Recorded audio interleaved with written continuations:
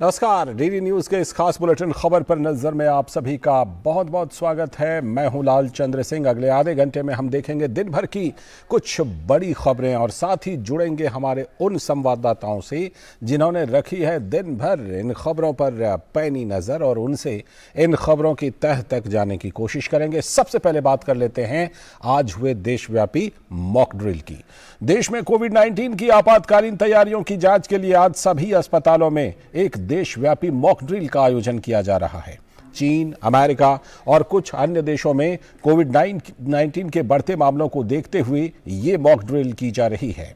Drill के दौरान अस्पतालों में कोविड से लड़ने के लिए उपलब्ध संसाधनों का आकलन किया जा रहा है, जिसमें ऑक्सीजन प्लांट, वेंटिलेटर, लॉजिस्टिक्स और मानव संसाधन पर विशेष ध्यान देने के साथ साथ बुनियादी ढांचे की तैयारी भी शामिल है। ड्रिल करने का यह निर्णय प्रधानमंत्री नरेंद्र मोदी के देश में कोविड की स्थिति पर समीक्षा बैठक के कुछ दिनों बाद आया है। और आज देश के विभिन्न राज्यों और केंद्र शासित प्रदेशों के अस्पतालों में मॉक ड्रिल का ये आयोजन किया जा रहा है ताकि कोविड-19 से जुड़ी किसी भी घटना से निपटने के लिए उनकी तैयारी को सुनिश्चित की जा सके। और इसी क्रम में केंद्रीय स्वास्थ्य मंत्री मनसुख मांडविया ने दिल्ली के सफदरजंग अस्पताल में जाकर मॉक ड्रिल का जायजा लिया। इस दौरान उन्होंने स्वास्थ्य कर्मियों से कोविड की तैयारियों को लेकर चर्चा की। स्वास्थ्य मंत्री ने कहा कि आज देश भर के कई अस्पतालों में मॉक ड्रिल का आयोजन किया जा रहा है, जिसका उद्देश्य ये है कि आने वाले दिनों में अगर कोरोना के मामले बढ़ते हैं तो उसके लिए हम पूरी तरह से तैयार होना चाहिए। आज सारे देश में जो कोविड ट्रीटमेंट देने वाली सभी अस्पताल में मॉक ड्रिल की जा रही है ताकि हमारी सारी हॉस्पिटल कोविड केस देश में बढ़े तो संपूर्ण तरीके से तैयार रहे, ताकि देश के नागरिकों को दिक्कत ना रहे और उसको अच्छी तरह से ट्रीटमेंट मिल सके। तो एक तरफ तैयारियों को लेकर कमर कसी जा रही है और दूसरी तरफ कोरोना वायरस को लेकर भारत सरकार अलर्ट पर है। सरकार ने नेजल वैक्सीन को बीते हफ्ते ही मंजूरी दे दी और ये जल्द ही ये वैक्सीन नेजल वैक्सीन अब उपलब्ध होगी। अब सूत्रों से मिली जानकारी के मुताबिक नेजल वैक्सीन की कीमत करीब 1000 रुपये तक हो सकती है। इसमें वैक्सीन की कीमत 800 रुपये हो सकती है, तो जीएसटी और हॉस्पिटल चार्ज को मिलाकर ये 1000 रुपये के आसपास में मिल सकती है। पिछले हफ्ते ही भारत बायोटेक की इंट्रानेजल वैक्सीन INCOVAC को कोरोना टीकाकरण कार्यक्रम में शामिल किया गया था। अब पता चला है कि वैक्सीन की कीमत करीब 800 रुपये होगी और इस पर 5% जीएसटी लगेगा। इंट्रानेजल वैक्सीन को पहले कोवैक्सीन या कोविशील्ड के साथ पूरी तरह से टीका लगाए गए लोगों के लिए बूस्टर शॉट के रूप में अप्रूव किया गया था। मीडिया रिपोर्ट्स के मुताबिक जनवरी के अंत तक ये उन लोगों के लिए उपलब्ध होगी जिन्होंने कोरोना वैक्सीन की दोनों डोज ले ली है। और कोरोना के संभावित वेरिएंट के खतरे से बचने के लिए देश भर में जो स्वास्थ्य मूलक तैयारियों का मॉक ड्रिल चल रहा है, तो गुजरात सरकार भी कोरोना के संभावित खतरे से निपटने के लिए पूरी तरह से तैयार है। आज पूरे गुजरात में विभिन्न जगहों पर कोरोना की तैयारियों की समीक्षा और मॉक ड्रिल का आयोजन किया गया। स्वास्थ्य मंत्री ऋषिकेश पटेल ने गांधीनगर के सिविल अस्पताल का दौरा किया, जहां ऑक्सीजन प्लांट, बिस्तर की व्यवस्था, टीकाकरण और स्वास्थ्य सुविधाओं की समीक्षा की गई। तो वहीं आज अहमदाबाद सिविल अस्पताल में भी मॉक ड्रिल का आयोजन किया गया। विधायक दर्शनाबेन वाघेला, सिविल डॉक्टरों ने कोरोना वार्ड का दौरा किया। हमारे संवाददाता नितेंद्र सिंह जुड़ चुके हैं हमारे साथ इस खबर पर और ज्यादा जानकारी देने के लिए और विस्तार से बात करने के लिए। नितेंद्र, ये बताइए कि मॉक ड्रिल के आयोजन का क्या कुछ समय रखा गया था या पूरे देश में लगभग पूरे दिन समय समय पर इसका आयोजन आज पूरे दिन के लिए हो रहा है या मॉक ड्रिल आज के लिए खत्म हो चुका है? देखिए लालचंद जी, कोई समय निर्धारित नहीं था। राज्य अपने सुविधा के अनुसार मॉक ड्रिल कर सकते थे, और जिला प्रशासन या जो जितने भी देश भर के अस्पताल हैं, चाहे वो सरकारी हो या निजी हो, अपने सुविधा के अनुसार मॉक ड्रिल कर सकते थे। कोई ऐसा नियम समय नहीं निर्धारित किया गया था। और आज एक दिन का ही ये मॉक ड्रिल था। सुबह 9:45 पर केंद्रीय स्वास्थ्य मंत्री सफदरजंग अस्पताल में गए। केंद्रीय स्वास्थ्य राज्य मंत्री डॉक्टर भारती प्रवीण पवार है, वो 11 बजे पोर्ट ब्लेयर में जीबी पंत अस्पताल में थी। इसी तरीके से आपने देखा कि गुजरात के स्वास्थ्य मंत्री और बाकी दूसरे राज्यों के भी स्वास्थ्य मंत्री, स्वास्थ्य सचिव अपने अपने जो अस्पताल है राज्य के, वहां पर जायजा लिया, मॉक ड्रिल का उसमें शिरकत भी किए। तो इसका मकसद सिर्फ एक था कि जितने भी हेल्थ इंफ्रास्ट्रक्चर थे उनको एक्टिव किया जाए। अस्पतालों में क्या व्यवस्था है, ऑक्सीजन की क्या व्यवस्था है, आईसीयू बेड कितने हैं शुरुआत में रखा गया है, मेडिसिन टेस्टिंग फैसिलिटी किस तरीके से है। तो इस तरह की व्यवस्था देखने की कोशिश की गई। और प्रधानमंत्री जब बैठक लिए थे तो उन्होंने निर्देश दिया था स्वास्थ्य मंत्री को कि आप इस तरह का एक एक्सरसाइज करें, जैसा कि उन्होंने आज अपने बयान में भी कहा है। तो इससे फायदा ये होगा कि सिस्टम एक तरफ से एक्टिव होगा, साथ ही साथ लोगों में जागरूकता बढ़ेगी, लोग भी अवेयर होंगे कि उनके लिए क्या व्यवस्था सरकार कर रही है। साथ ही साथ ये भी इम्पोर्टेंट है लालचंद जी की जो प्रोटोकॉल है कोविड का, वो पालन करना बहुत जरूरी है हम सबको, क्योंकि हम जानते हैं कि कोरोना वॉरियर, ये जो डॉक्टर आप देख रहे हैं, इन पे ज्यादा खतरा रहता है कि अगर हम संक्रमित होते हैं तो वो ज्यादा हमारे संपर्क में आते हैं, तो ऐसे में जो दूसरे मरीज हैं उनका इलाज भी बाधित होता है। ऐसे में हमारी जिम्मेदारी ये बनती है कि अगर हम सतर्क रहेंगे, जागरूक रहेंगे, तो नौबत नहीं आएगी हमें अस्पताल में भर्ती होने की। नितेंद्र, आपने सूत्रों के हवाले से ये भी जानकारी दी है कि जो नेजल वैक्सीन है उसकी कीमत करीब 1000 रुपये, जीएसटी वगैरह सब कुछ लगा करके पड़ सकती है। और ये नेजल वैक्सीन कब से उपलब्ध हो पाएगी, और क्या सामान्य तौर पर यह आसानी से उपलब्ध हो पाएगी या इसमें कोई दिक्कत आएगी नितेंद्र? देखिए, अब ये तो आधिकारिक रूप से हो गया, क्योंकि भारत बायोटेक ने एक बयान जारी किया है इसको लेकर के कि उन्होंने 800 रुपया प्लस जीएसटी और प्लस हॉस्पिटल के जो चार्ज होते हैं वो इस पे लगेगा। तो कुल मिलाकर हम मान सकते हैं कि 1000 के आसपास ही इसका चार्ज रहेगा। और जनवरी के आखिरी हफ्ते में ये निजी अस्पतालों में मिलना शुरू हुआ, क्योंकि निजी अस्पताल में ही अभी शुरुआत में ये लगेगा, बूस्टर डोज के रूप में इसका उपयोग किया जाएगा। और ये कोविन जो ऐप है उस पर एक ऑप्शन आपको दिखेगा, आप वहां रजिस्ट्रेशन करा सकते हैं। तो ये व्यवस्था की गई है, और ये जैसे ही उपलब्ध होगा निजी अस्पतालों में, लोग इसको बूस्टर डोज के रूप में लगवा सकते हैं। बहुत ही प्रभावी और बहुत ही इफेक्टिव ये वैक्सीन है। और बहुत से ऐसे लोग हैं जो इंजेक्शन से, सुई से डरते हैं, उनके लिए तो एक तरह से लॉटरी खुल गया है। जी चलिए, बहुत बहुत शुक्रिया जुड़ने के लिए नितेंद्र, इस खबर पर विस्तार से जानकारी देने के लिए। और अब रुख करते हैं आज की दूसरी बड़ी खबर का। और दूसरी बड़ी खबर जो है वो उत्तर प्रदेश के निकाय चुनावों से जुड़ी हुई है। यूपी नगर निकाय चुनाव को लेकर आज इलाहाबाद हाईकोर्ट ने अपना फैसला सुना दिया। इसके बाद राज्य में निकाय चुनाव का रास्ता साफ हो गया है। कोर्ट ने अपने फैसले में साफ तौर पर कहा है कि राज्य में इस बार का निकाय चुनाव बिना ओबीसी आरक्षण के होगा। इस मामले में हाईकोर्ट की लखनऊ बेंच ने यह फैसला सुनाया है। इससे पहले हाईकोर्ट ने पिछली सुनवाई के दौरान अपना फैसला सुरक्षित रख लिया था, जिसके बाद कोर्ट द्वारा मंगलवार को यानी कि आज सुनवाई की अगली तारीख तय की गई थी। कोर्ट ने कहा कि चुनाव में ओबीसी आरक्षण ट्रिपल टेस्ट के आधार पर दिया जाएगा। ट्रिपल टेस्ट के बिना कोई ओबीसी आरक्षण नहीं हो सकता। यह निर्णय न्यायमूर्ति देवेंद्र कुमार उपाध्याय और न्यायमूर्ति सौरभ लवानिया की खंडपीठ ने इस मुद्दे पर दाखिल 93 याचिकाओं पर एक साथ पारित करते हुए दिया है। कोर्ट ने अपने फैसले में सरकार को तुरंत चुनाव कराने का निर्देश दिया है। हालांकि कोर्ट ने एससी और एसटी आरक्षक के साथ चुनाव कराने की बात कही है। कोर्ट के इस फैसले के बाद अब ओबीसी आरक्षण वाली सभी सीटें सामान्य होंगी।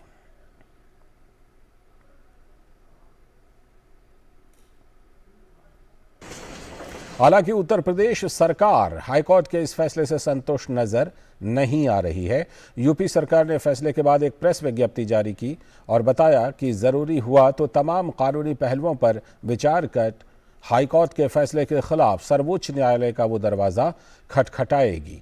विज्ञप्ति के मुताबिक उत्तर प्रदेश सरकार निकाय चुनाव में आयोग गठित कर ट्रिपल टेस्ट के आधार पर अन्य पिछड़ा वर्ग के नागरिकों को आरक्षण की सुविधा उपलब्ध कराएगी। सरकार ने कहा कि ये व्यवस्था लागू करने के बाद ही प्रदेश में निकाय चुनाव संपन्न कराया जाएगा।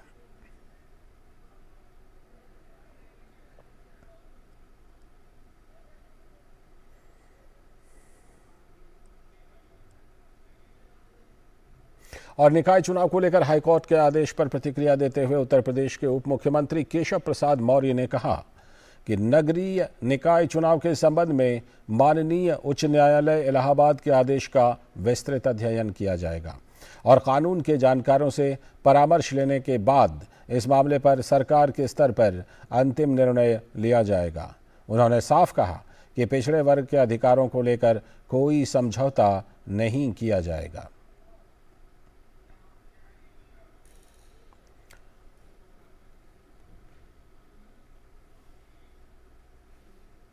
और उत्तर प्रदेश भाजपा के अध्यक्ष भूपेंद्र सिंह चौधरी ने निकाय चुनाव पर हाईकोर्ट के लखनऊ बेंच के फैसले पर प्रतिक्रिया देते हुए ट्वीट किया, उत्तर प्रदेश के नगरीय निकाय चुनाव में विधि सम्मत तरीके से प्रत्येक वर्ग और समुदाय की सहभागिता सुनिश्चित करते हुए इसे समय पर संपन्न कराना हमारी शीर्ष प्राथमिकता है। प्रत्येक समुदाय व वर्ग के अधिकारों के संरक्षण हेतु भाजपा प्रतिबद्ध है। किसी के साथ कोई भी अन्याय नहीं होगा।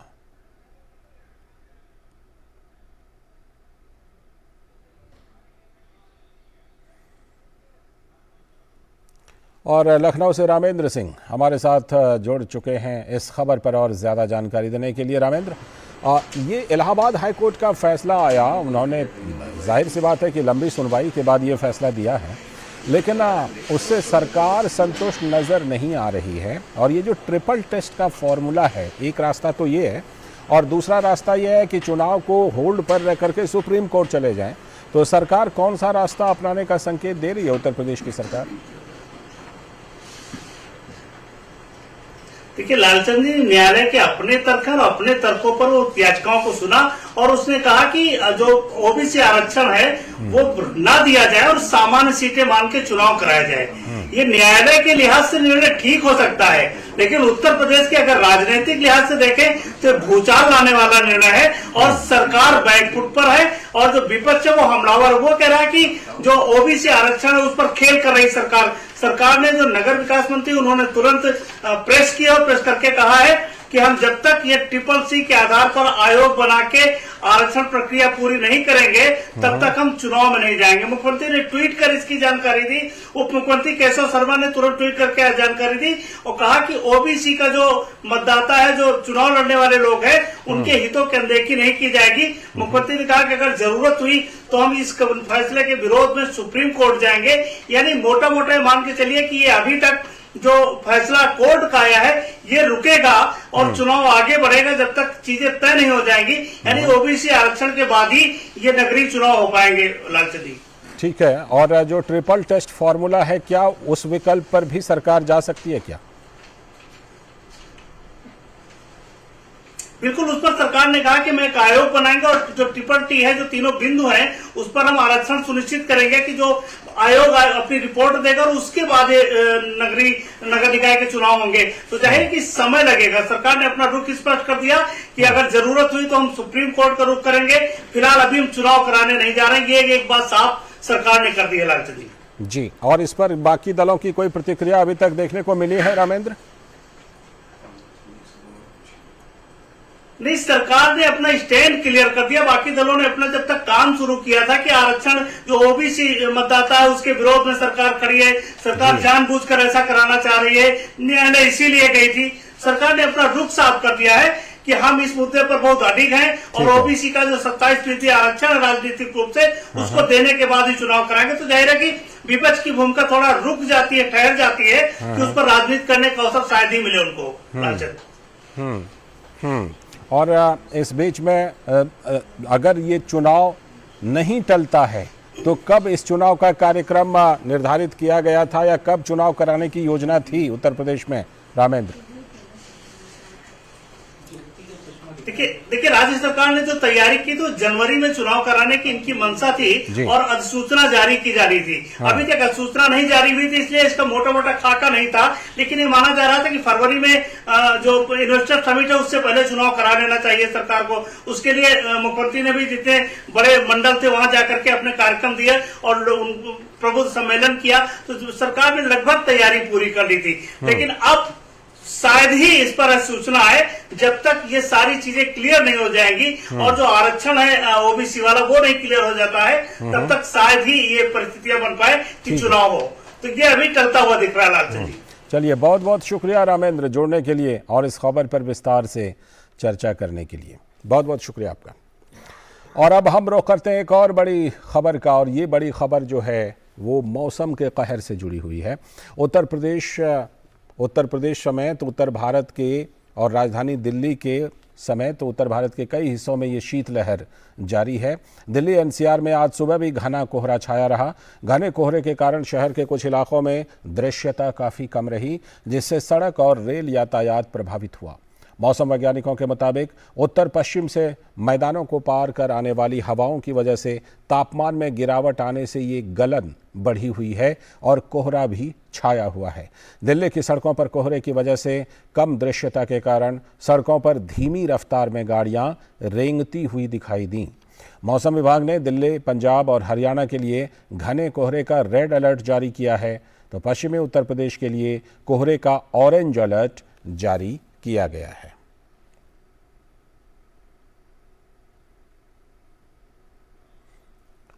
तो क्या है और अलर्ट और क्या सावधानियां बरतनी हैं, क्या सलाह है मौसम वैज्ञानिकों की, इन सब पर जानकारी देने के लिए तपस भट्टाचार्य हमारे साथ जुड़ चुके हैं।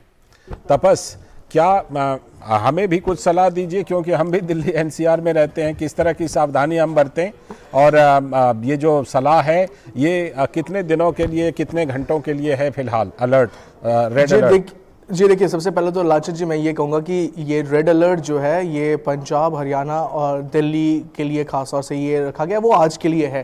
और कल इसको और येलो अलर्ट में है, क्योंकि कल से एक्सपेक्ट करें आईएमडी की जितना ये आसपास का जो इलाका यूपी, दिल्ली, पंजाब, हरियाणा, यहाँ पे जो ये शीतलहर है वो खत्म हो जाएगी। इसके बाद थोड़ा जो आपका ये टेम्परेचर है उसमें 2 से 4 डिग्री तक की बढ़ोतरी देखने को मिल सकती है करीब 30 तारीख तक। उसका रीज़न है, उसका ये रीजन है कि 29 तारीख को एक वेस्टर्न डिस्टर्बेंस एक्सपेक्ट कर रहे हैं और वेस्टर्न डिस्टर्बेंस के चलते जो तापमान है, जो लैंड जो तापमान का जो बढ़ रहा है वो बढ़ेगा और उसके बाद करीब 30 तारीख तक हम एक्सपेक्ट करेंगे ये जो 2 से 4 डिग्री तापमान बढ़ेगा और उसके बाद 31 तारीख के बाद फिर से ये जो कोल्ड वेव स्पेल है वो फिर से हमें देखने को मिलेगा, फिर वो तापमान 4-5 डिग्री फिर से आ जाएगा। तो ये अभी तक लेटेस्ट है। ऑरेंज अलर्ट वेस्टर्न यूपी में डिक्लेयर किया गया है आज के लिए और रेड अलर्ट पंजाब हरियाणा दिल्ली में डिक्लेयर किया गया आज के लिए। तो ये इस वक्त की खबर है और एक्सपेक्ट कर रहे हैं धीरे धीरे, जैसे रेड अलर्ट है और येलो अलर्ट कल हो गया, उसके बाद धीरे धीरे वो हटा लेंगे इस अलर्ट को। दूसरी चीज़ एक और है कि आईएमडी कह रहा है कि आप बहुत ध्यान रखिए अपने तबीयत का, क्योंकि ज़्यादातर समय अगर आप बाहर रहे, ठंड में ज़्यादातर रहे, तो आपको ठंड के चलते जो बीमारियां हो सकती है वो होने के चांसेस है। ज़्यादा ठंड से जो दिक्कत होती है हाइपोथर्मिया, वो भी होने के चांसेस ज़्यादा हो सकते हैं। तो ये एक 2-3 चीज़ें हैं जिन पे आईएमडी का खासा तवज्जो है और उन्होंने ये शेयर भी किया है लोगों से, तो ये इस वक्त हम आपको बता सकते हैं। अच्छा तपस, जैसा हमने देखा कि जो क्रिसमस था, क्रिसमस में तो बिल्कुल कड़ाके की ठंड में गुजारना पड़ा, लेकिन ये जो नए साल का जश्न आना है 31 दिसंबर 1 जनवरी को, आप जैसी जानकारी दे रहे हैं उससे हम ये उम्मीद करें कि कम से कम उस समय 31 दिसंबर और 1 जनवरी को ठंड में कुछ कमी आ जाएगी और लोग थोड़ा ज़्यादा खुल करके आनंद ले पाएंगे। 30 तक आनंद ले सकते हैं, 31 के बाद फिर वही कड़ाके की ठंड मिलने वाली है, तो इसलिए ज़्यादा खुश होने की ज़रूरत नहीं। 30 तक आपको 2-3 दिन आपको राहत ज़रूर मिलेगी, 31 से फिर शुरू होगा और 1 तारीख को आईएमडी का मानना है कि फिर से वो 5 डिग्री तक जाने की उम्मीद है। तो अगर आप एक्सपेक्ट करें कि 31 को थोड़ा सा रिलैक्स करके घूमने निकले तो अपने आप को अच्छे से ढक के निकले, क्योंकि 1 तारीख को फिर से बहुत ज़्यादा ठंड देखने को मिल सकती है। और ये जो इस वक्त जो कोल्ड वेव चल रहा है वही कोल्ड वेव उस टाइम पे, क्योंकि वैसे मैंने कहा वेस्टर्न डिस्टर्बेंस रहेगा, और वेस्टर्न डिस्टर्बेंस जैसे ही हटता है तो वो एक अपने साथ कोल्ड वेव लेके आएगा, खासतौर से हिमालयन रीजन से लेके आएगा। वो जो है वो खासतौर से दिक्कत देता है, और बहुत सारी बीमारी उस टाइम पे देखी जाती थी, खासतौर से वायरल, जिसे हम बोलते हैं वायरल सीजन स्टार्ट हो जाता है फिर से, तो वो उस टाइम पे भी देखा जा सकता है। तो ध्यान रखें और 1 तारीख को ज़्यादा जोश में ना आके होश ना खो बैठे अपना। इसके साथ ही जो जिस तरह की सर्दी चल रही है, ऐसी सर्दी से मुकाबला करने के लिए जहाँ तक खाने पीने की बातें हैं, किस तरह के खान पान रखना चाहिए, किस तरह का शारीरिक व्यायाम कितना करना चाहिए या कितना नहीं करना चाहिए, इस बारे में कोई सलाह, कोई एडवाइजरी आई है तपस? IMD की तरफ से नहीं है, लेकिन हाँ डॉक्टर्स बीच बीच में देते रहते हैं कि आपको किस तरह का खाना खाना चाहिए, अपने आप को एक्सरसाइज करते रहें, क्योंकि बहुत ही इजी होता है कि ठंड है तो हम कोई फिजिकल एक्टिविटी नहीं करेंगे तो एक हो ही जाता है, लेकिन जो डॉक्टर की सलाह मशवरा से जो किया जा सकता है वो करें, क्योंकि हर एक का शरीर अलग होता है, कुछ लोगों को कुछ अलग दिक्कतें भी होती है। तो वो सारी चीज़ें ध्यान रख के अगर आपको खान पान में जो भी आपको लोगों को ध्यान देना चाहिए वो ध्यान रखना ज़रूरी है। लेकिन IMD की तरफ से ये है कि बस अगर ज़्यादा काम नहीं है तो ये खासतौर से 31/1 को अगर आप घर में ज़्यादा रहे तो बेहतर है, और क्यों नहीं, अपने फैमिली के साथ थोड़ा रहने में क्या ही दिक्कत है। चलिए, आपने जो बात कही है उसका मैं तो ध्यान रखूंगा ही, और उम्मीद है कि हमारे दर्शक भी इन बातों का ज़रूर ध्यान रखेंगे। बहुत बहुत शुक्रिया तपस जुड़ने के लिए और इस पर विस्तार से जानकारी देने के लिए। तो इसी के साथ आज की खबर पर नज़र में इतना ही। हमारी पूरी टीम को दीजिए अनुमति, लेकिन DD न्यूज़ पर खबरों और कार्यक्रमों का सिलसिला लगातार जारी है। नमस्कार।